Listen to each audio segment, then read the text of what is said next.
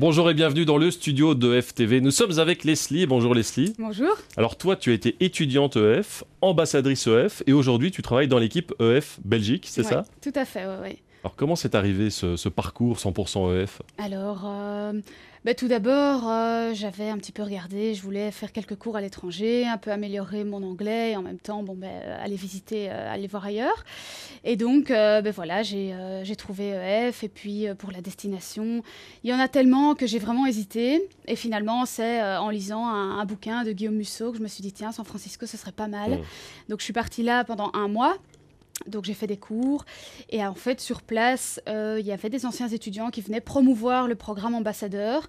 Donc tous les anciens étudiants qui pouvaient parler de EF, aller afficher des posters, etc. Et donc voilà, c'est comme ça que ça a commencé. Et puis Et toi aussi, donc tu es devenue ambassadrice? Oui, voilà, c'est ça. Donc je suis devenue ambassadrice.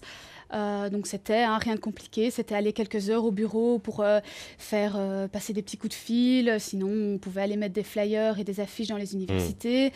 Et voilà, finalement, grâce à tout ça, je suis partie à Zurich et puis j'ai fait le tour des écoles des États-Unis pendant l'été, donc c'était vraiment sympa, quoi. Et aujourd'hui, donc tu es full-time à EF? Oui, voilà, tout à fait. Je suis passée de l'autre côté du décor. De l'autre côté du décor, et donc tu connais tout par cœur sur EF, et ça tombe bien parce qu'on avait des questions peut-être un peu plus précises sur les cours EF. On a reçu sur ce plateau beaucoup d'étudiants qui nous parlent de leur expérience à l'étranger, le fait de parler en anglais avec d'autres étudiants, mais concrètement les cours, ça se passe comment ?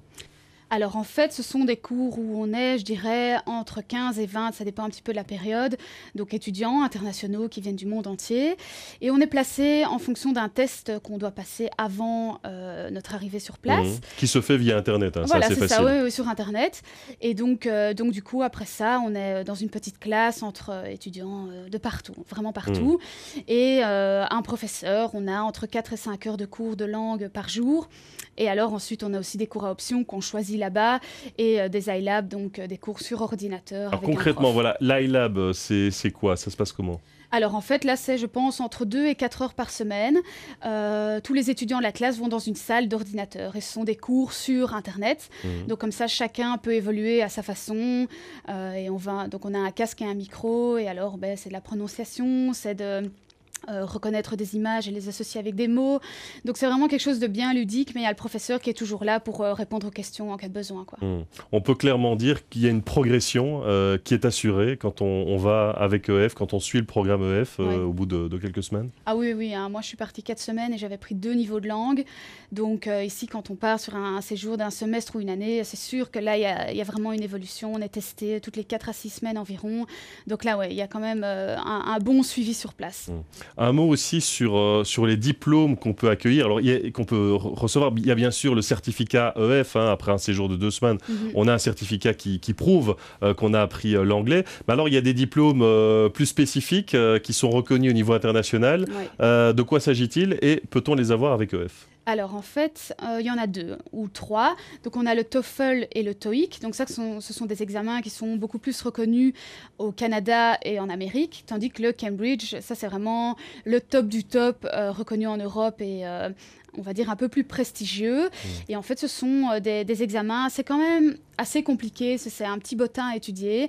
Mais ce sont des examens qu'on passe dans toutes nos écoles EF, vu qu'on a tous des centres... Nos écoles sont tous des centres agréés et donc du coup on le passe là en fin de séjour et simplement on le réussit. La majorité du temps il y a des réussites parce qu'il y a quand même une préparation durant l'année. Donc voilà, ça c'est des examens qui sont quand même valables entre 2 et 5 ans et reconnus mondialement. Et puis on peut préciser que EF, ça n'est pas seulement un séjour court, ça peut aussi durer des mois, puisque toutes les écoles, tous les centres sont ouverts toute l'année.